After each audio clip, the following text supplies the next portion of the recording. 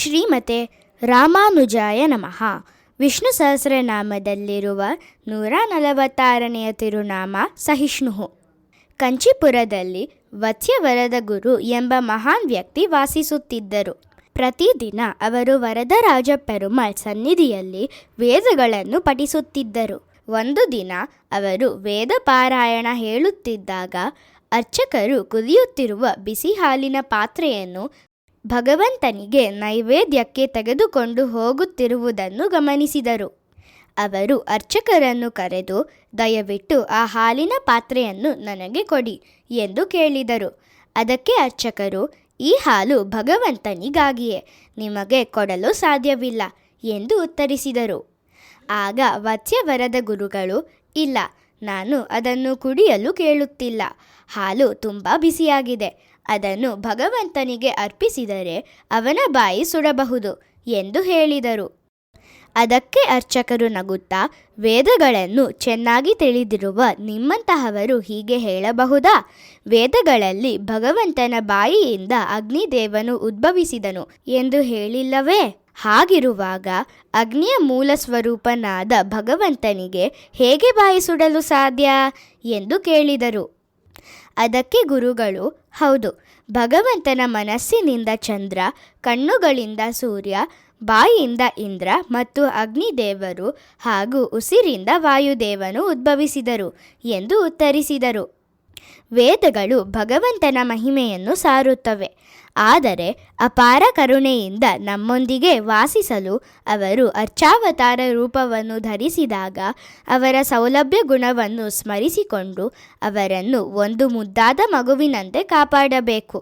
ನೀವು ಇಷ್ಟು ಬಿಸಿ ಹಾಲನ್ನು ನಿಮ್ಮ ಮಗುವಿಗೆ ಕೊಡುತ್ತೀರಾ ಎಂದು ಕೇಳಿದರು. ಅರ್ಚಕರು ಹಾಲಿನ ಪಾತ್ರೆಯನ್ನು ಗುರುಗಳಿಗೆ ನೀಡಿದರು. ಅವರು ತಾಯಿ ತನ್ನ ಮಗುವಿಗಾಗಿ ಮಾಡುವಂತೆ ಪ್ರೀತಿಯಿಂದ ಪಾತ್ರೆಯಿಂದ ಪಾತ್ರೆಗೆ ಸುರಿದು ಹಾಲನ್ನು ತಣ್ಣಗಾಗಿಸಿದರು.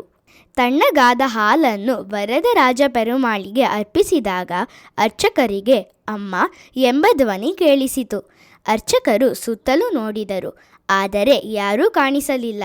ಮತ್ತೆ ಅಮ್ಮ ಎಂಬ ಧ್ವನಿ ಕೇಳಿದಾಗ ಅದು ವರದರಾಜ ಪೆರುಮಾಳ್ ಬಾಯಿಂದ ಬರುತ್ತಿದೆ ಎಂದು ತಿಳಿಯಿತು.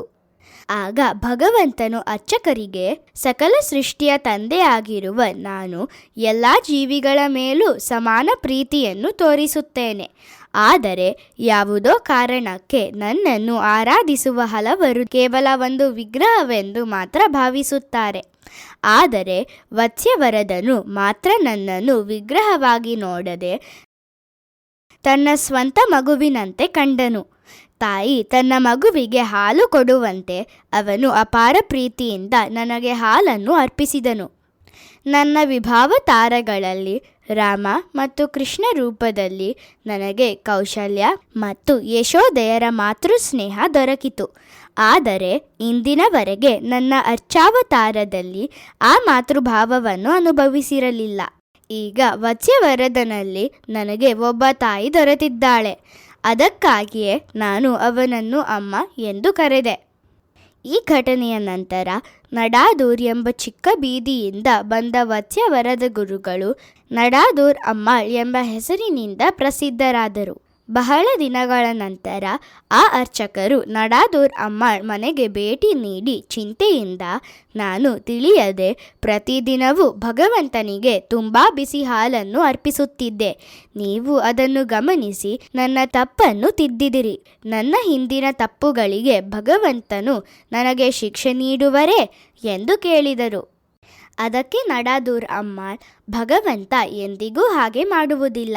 ಅವರು ಸಹನೆಯ ಸ್ವರೂಪ. ಅವರನ್ನು ಆರಾಧಿಸುವಾಗ ಆಗುವ ಎಲ್ಲ ತಪ್ಪುಗಳನ್ನು ಅವರು ಕ್ಷಮಿಸುತ್ತಾರೆ ಎಂದು ಸಮಾಧಾನ ಹೇಳಿದರು. ನನ್ನ ತಾತ ಮತ್ತು ನನ್ನ ತಂದೆ ಭಗವಂತನಿಗೆ ತಿರುವಾರಾಧನೆ ಮಾಡುವಾಗ ಕೊನೆಯಲ್ಲಿ ಈ ಶ್ಲೋಕವನ್ನು ಹೇಳುತ್ತಾರೆ. ಉಪಚಾರಾಪದೇಶೇನ ಕೃತಾನ ಹರಹರ್ಮಯ ಅಪಚಾರಾನಿಮಾನ್ ಸರ್ವಾನ್ ಕ್ಷಮಸ್ವ ಪುರುಷೋತ್ತಮ. ಈ ಶ್ಲೋಕದ ಅರ್ಥವೇನೆಂದರೆ, ನಾವು ಭಗವಂತನಿಗೆ ಉಪಚಾರಗಳನ್ನು ಸಲ್ಲಿಸುವ ಉದ್ದೇಶದಿಂದ ಪೂಜೆಯನ್ನು ಆರಂಭಿಸುತ್ತೇವೆ. ಆದರೆ ತಿಳಿಯದೆ ಅನೇಕ ಅಪಚಾರಗಳನ್ನು ಮಾಡಿಬಿಡುತ್ತೇವೆ. ಆದ್ದರಿಂದ ಈ ಶ್ಲೋಕವನ್ನು ಹೇಳುವ ಮೂಲಕ ಆರಾಧನೆಯ ಸಮಯದಲ್ಲಿ ಆಗಿರುವ ಎಲ್ಲ ತಪ್ಪುಗಳಿಗೆ ಭಗವಂತನ ಕೃಪೆ ಮತ್ತು ಕ್ಷಮೆಯನ್ನು ಬೇಡಿಕೊಳ್ಳುವುದು. ಸಹಿಷ್ಣುಹು ಎಂದರೆ ಅಪಾರ ಸಹನಶೀಲನು ಎಂದು ಅರ್ಥ. ನಾವು ಪ್ರತಿದಿನ ಸಹಿಷ್ಣವೇ ನಮಃ ಎಂದು ಜಪಿಸಿದರೆ ಭಗವಂತನು ತಿಳಿಯದೆ ನಾವು ಮಾಡುವ ದೈನಂದಿನ ತಪ್ಪುಗಳನ್ನು ಕ್ಷಮಿಸುತ್ತಾನೆ. ಶ್ರೀಮತೆ ರಾಮಾನುಜಾಯ ನಮಃ.